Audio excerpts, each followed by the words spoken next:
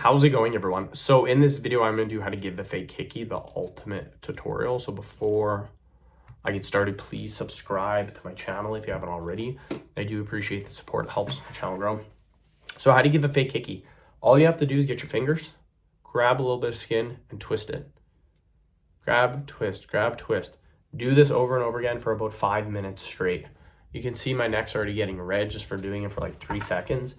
As you keep doing it every minute, it's going to get redder and redder until the bruise start to form. That's what a hickey is. It's just a bruise. You can also get your hand if you want to give hickeys on your hand or your arms and just suck on your hand for 60 seconds. That's it. That will be enough to give yourself a hickey. So anywhere in your body, shoulder, arm, whatever, if you suck for 60 seconds, you will be able to give yourself a fake hickey. That is all you have to do. It's very simple to do.